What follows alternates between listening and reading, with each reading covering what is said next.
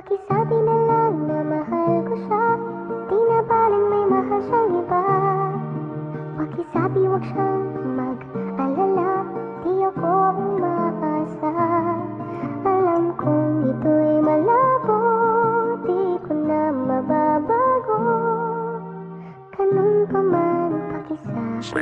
Bago ko umpisahan, teka lang, makinig ka muna sa akin na mabuti. Para to sa isang taong alam ko naman na ngayon may nagmamay-ari ng kanya puso, kaya ngayon ay pakisabi na lamang sa kanya ito. Di na ako umaasa sa pwedeng mangyari kung sasagutin mo ito. Kaya teka lang, baka naman iniisip na biro, hindi ito ay totoo. Gusto ko lang talagang ipaabot kung ano bang nais kong sabihin sa'yo. Kung gano'n mo ko nabigani sa mga ngiti mong hindi ko inaasahan. Nastig ka para sa akin, iba ang dating mo, ang puso ko'y tinamaan. Aking sinta, pakinggan mo muna bago magsalita. Akin nagsasabihin ng lahat ng mga bagay na to sa iyong kaibigan ko aaminin. Pasensya na kung ikay nabigla, okay lang din naman kung natuwa. Sa reaksyon ako'y nag-aabang, kung di papansinin mababaliwala ang lahat ng mga pinapasabing kong pagmamahal sa limang batid mo. Kahit na ilang beses ko pa naulitin, pilasin ng mga papel na ito ay baliwala kung hindi mo makuha ang bawat detalye. Tula ko na to, kaya dito na lamang aking mahal. Salamat at nakilala ko ang katulad mo. Ito ang liham na nais ko sana sa'yo na maparating. Dito na lang sa kantag to masasabi ko lahat ng aking dinaraing. Alam mo ba nagmumukha na akong tanga nung umpisa na makilala kita. Dahil kapag naaalala kita, ngumingitin na lang ako na mag-isa. Nangangarap na sana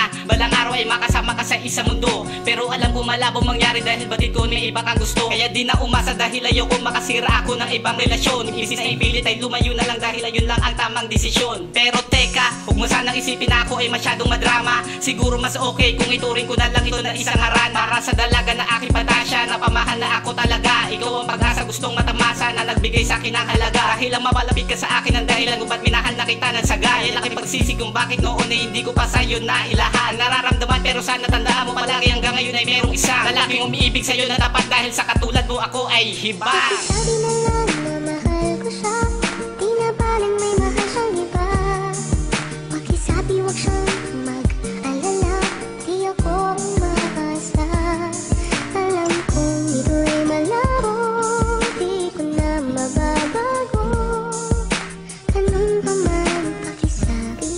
Bakit di alam kung paano simulan ang lahat? Ang salita at kataga na gusto kong ilahad sa binibini na umagaw ng puso kong ito. Kaya inisip ko kahit na medyo lito, kung sa panong paraan mapadama sa'yo na mahal kita at ikaw na nga. Pagkat sa simple ka lang, kaya ito pakinggan mo ang awitin ko na to. Dahil dito din na ang pagmamahal ko sa'yo, kasi ito ang tanging paraan para malaman mo ang kulitang biruan natin kapag recess. Ito ang dahilan kung ba't nahulog sa mga ngiti mong yan. Dahil mistulak ang diwata sa aking mga mata, di ko rin maisplika kung anong nadarama. Sa tuwing kasama ka ay may halo na kaba, dahil nga sa hindi bagay pero umaasa pa. Alam ko malabo pero papaano kung mabit sisimulan at maipahayag ko ng mabuti ang aking nararamdaman. Kaya sa pagsulat ng kanta ko na lamang inilaan at sanay pakinggan mo ito dahil ikaw ang nilalaman. Dahil nais ko lang din bigkasin na ikay mahal ko rin, dahil sobrang mo akong napahanga. Hindi lang sa taglay mo kagandahan kundi sa taglay mo rin kabutihan. Kaya habang tumatagal hindi na ako makapagpigil, dahil sa tuwing sasambiti na mga nais kong iparating ay dinadaga aking dibdib. Kaya wala akong ibang magawa kundi isa puso na lang at gumawa ng kantang ang pamagat ay pakisabi na lang. Dahil wala akong maisip na ibang paraan, kaya dito na lang isinalaysay ang lahat-lahat. Sa pamamagitan ng pagsulat ay nagawa kong ilahat. Kaya't lagi mong tatandaan na kung hindi ko man mabigas ang iyong pangalan, pero ikaw ang dahilan kung bakit abuo ang kantang ito, mahal kaya. Pakisabi na lang na mahal ko siya, di na baling may mahal siyang iba. Pakisabi wag siyang mag-alala, di ako umaasa. Alam kong ito'y malabo, di ko na mababago. Ganun pa man pakisabi. Walang maisip na pambungad na ilalaan sa'yo, kaya't aking nalasin ng bibiling sanay pakinggan mo na ikaw ang dahilan kung bakit naisulat to. tuluyan nang nahulog sa'yo ang isang katulad ko na hindi ko akalain na ganito madarama sa oras na masisilayan ng magandang mata na sa isang sulya po pa lamang ang puso ko'y nabihag mo na. At sa akin nakapagbigani, ikaw ang ninanais at sa akin na mabubutangi na babae na kailanman ay hindi kayang kalimutan, sapagkat nasa iyo na ang lahat, ang tunay na kaligayahan. Kung ako ay papalari na ikay mapasa akin, pangako ko sa'yo hindi kita paluluwain. Alam kong ito'y malabo at hindi na mababago na ikay sa kanya na at sa akin di ka na pwede pang mapasa akin dahil sa mahal mo siya. Di ko alam kung bakit at kung paano ko naramdaman, kasi nang makita kita tila lubhanan na tamaan ng pusong walang kibo na dati lamang tuliro. Ngunit nang napansin kita tila yata nabihag mo sa maikli na panahon ko na itinatago-tago. Ay hindi sapat ang araw at oras upang isuko na baka mapahiya dahil sa may mahal ka na. At baka kapag napagtapat ay lumayo ka pa, kaya sa kanta ko nilang dinawit upang sa ganon ay dahan-dahan ng tanging hiling nito iyo sana na mapakinggan. Ang awiting pamagat ay pakisabi na lang, kahit di maganda ang banat ay sa chorus na lang. Intindihin ang lahat-lahat ng bagay na to, kasi dito ko lang masasabi ang lahat-lahat sa'yo. Kaya't walang pangangamba na akin tong isinadula upang malaman mo na sa kantang to na mahal kita. Kaya Pakisabi na lang na mahal ko siya, di na baling may mahal siyang iba.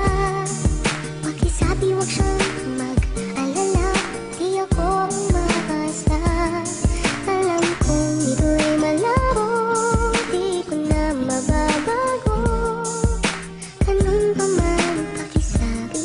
Nais ko sana na pakinggan mo ang aking mga pinapasabi, na kahit may rapto sa may harapan ay pinipilit ko na hindi tanggay, dahil sa ako'y nandito na rin lang sa harapan ng mikropono. Ay sasakatot parang ages ang sarili pang masabihan lahat ng ito. Sa sunibatid mo, naluba talaga ko sa'yo na natamaan, na maski ang iyong mga kaibigan ay akin na rin na kinakaibigan. Kung sa ganon ay meron ako napapagsabihan ng mga inaing na tungkol sa iyo, na sana nga lahat ng yun ay makarating. Ngunit hindi pa rin masyado maas, sapagkat marami nakapaligid sa'yo na baka isipin nila na meron ka na tapos sumisiksik pa ako. Sa paraang alam ko at alam ko naman ito naman ay malabo, sa tubig na magkikita tayo sa daan na hindi ko lubusan na maitago, na hindi ko alam kung ano ba talaga ang siyang aking nadarama, na kung minsan tulala, minsan masaya kapag iniisip na kita. Kaya pinagplano ko na mabuti upang masabi ang lahat ng ito, na kahit hindi man to sa may harapan, sana ito ay pakinggan mo. Sa pagkakataon ngayon tila walang pangangamba, umiibig sa iyo kahit meron ka ng iba. Wala akong pakialam basta't ito'y maparating, ang liyam na aking nasukat mula sa iyong piling. Kahit ano man ang mangyari ay tuloy-tuloy pa rin, hindi pagsasawaan na ihambing mula sa akin ang tulad mo't katulad ko. Kahit di mo napapansin ang pag-ibig na ito, kahit bali-balik ta rin. Masaya ka man sa piling niya, mas masaya ako. Kakaibang nadarama kapag nasisilayan ko ang babaeng natatangi dito sa mundo ko, ang pagkataong nabuo mula sa mundo mo. Ang ligayang natamo, bakit hindi mapaliwanag? Parang labo sa mata, kaya ngayon naduduwag na iparating sa'yo na walang halong hiya ang aking nararamdaman. Umuurong ang dila Sa iyang tadhana naglapit para sa ating dalawa. Nang makilala ka sa school ay di ko na natago pa ang tuwa sa aking sarili. Ng oras ay huminto at dahan-dahan bumukas ang saradong puso na may pinto, na parang inudyukan aking isipan na ikay umibig pa, at sinasabi sa aking sarili na meron pag-asa pa, na lumigaya ang sarili mula sa pagkakakulong at ang iwanan ng madilim na iyong naging kahapon. At magmula noon ay di ka na hinahayaan na mula sa paningin, pagkat ayoko nang masayang panahon at ang oras na ikay aking makita. Ikaw ang natatangi na sa aking isang diwata, at ang ninanais ko ay makalakapan ng lubusan.